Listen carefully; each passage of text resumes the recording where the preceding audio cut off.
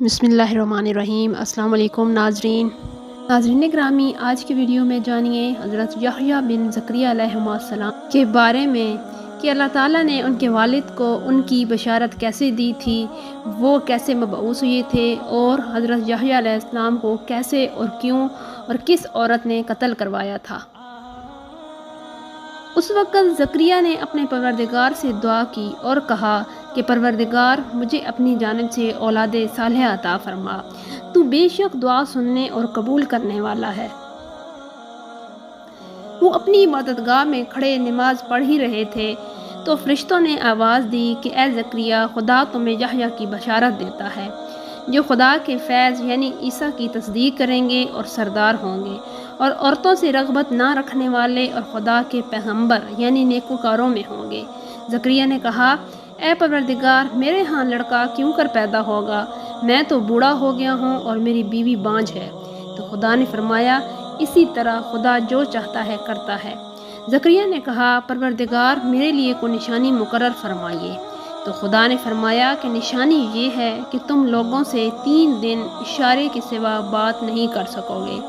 ان دنوں میں اپنے پروردگار کو کثرت سے یاد اور صبح و شام تسبیح کرنا۔ تو ہم نے ان کی پکار سن لی اور ان کو یحییٰ بخشے اور ان کی بیوی کو اولاد کے قابل بنایا۔ حضرت یحییٰ بن زکریا علیہ السلام 5 کلمات کے ساتھ مبعوث ہوئے۔ حضرت یحییٰ علیہ السلام لوگوں سے اکثر جدا رہتے تھے اور جنگل و بیابان سے انس و محبت رکھتے تھے، اور درختوں کے پتے کھا لیتے، پھر نہر پر جا کر پانی نوش کر لیتے تھے، اور کبھی کبھار ٹڈی کی غذا استعمال کرتے تھے۔ علماء نے ذکر کیا ہے کہ حضرت یحییٰ علیہ السلام بہت ہی کثرت سے روتے تھے، یہاں تک کہ آپ کی رخساروں پر آنسوں کی وجہ سے گڑھے پڑ گئے تھے۔ حافظ بن عساکر کی روایت میں حضرت معاویہ کے غلام قاسم سے منقول ہے کہ دمشق شہر کا بادشاہ حداد بن حدار تھا۔ اس نے اپنے بیٹی کی شادی اپنی بھتیجی اریل سے، جو سعید کی ملکہ تھی، اس سے کروا دی، اور اس عورت کی ملکیت میں سے دمشق کا مشہور بادشاہوں والا بازار بھی تھا، اور ایک مرتبہ اس کے شوہر نے اس کے بارے میں 3 طلاق کا حلف اٹھا لیا۔ پھر ندامت ہوئی تو واپسی کی کوئی صورت کے لیے حضرت یحییٰ بن زکریا سے مسئلہ دریافت کیا، تو آپ نے جواب دیا کہ جب تک دوسرے سے نکاح نہیں کرے گی تب تک آپ سے نکاح نہیں کر سکتی۔ تو اس سے لڑکی کو حضرت یحییٰ سے کینہ اور دشمنی پیدا ہو گئی۔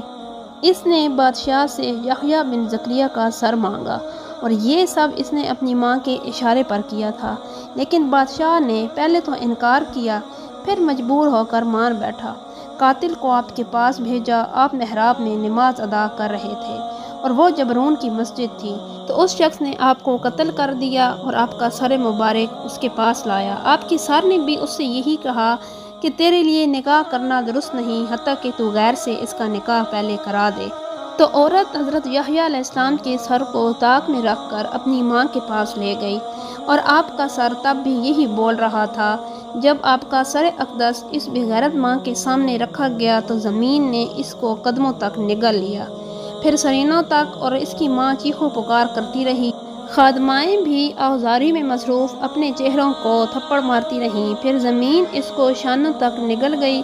تب اس کی ماں نے حکم دیا کہ اس کا سر تن سے جدا کر دیا جائے تاکہ سر تو باقی بچ جائے۔ پھر سر تن سے جدا کر دیا گیا، پھر زمین نے اس کے نگلے ہوئے کمینے جسم کو بھی باہر اچھال دیا، اور پھر یہ سب لوگ ذلت اور فکر و تباہی و فنا میں غرق ہوتے گئے، اور پیغمبر کا خون جوش مار مار کر مسلسل انتقام کے لیے لوگوں کو اکساتا رہا، حتیٰ کہ بخت نصر آیا اور اس نے اس کے انتقام میں 75,000 ظالموں کو قتل کیا۔ تب کہیں جا کر خون ٹھنڈا ہوا۔ سعید بن عبدالعزیز اس کی ایک راوی کہتے ہیں کہ یہ نبی کا خون تھا اور برابر جوش مارتا رہا، حتیٰ کہ حضرت ارمیہ علیہ السلام اس کے پاس پہنچے اور اس کو کہا، اے خون، تو نے بنی اسرائیل کو فنا کر دیا ہے، اب تو اللہ کے حکم سے ٹھنڈا ہو جا۔ تو پھر وہ ٹھنڈا ہو گیا۔ پھر آپ نے تلوار اٹھائی، اور جن اہل دمشق نے بھاگنا تھا وہ بھاگ کر بیت المقدس اپنی جان بچانے کے لیے چلے گئے، لیکن آپ نے وہاں بھی ان کا تعاقب کیا اور ایک خلق کثیر کو قتل کیا جس کی تعداد شمار سے باہر ہے، اور بہت ساروں کو قیدی بنایا۔ پھر آپ واپس پلٹے۔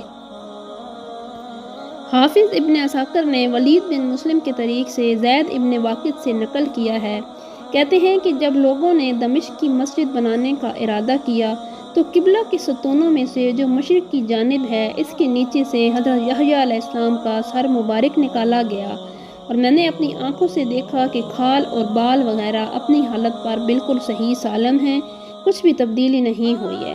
ایک روایت میں یہ لفظ بھی ہیں کہ گویا ابھی قتل کیے گئے ہیں، اور مسجد دمشق کی بنا کے تذکرے میں ہے کہ آپ کا سر مبارک ایک ستون کے نیچے مدفون ہے جس کا نام عمود السقاقہ ہے۔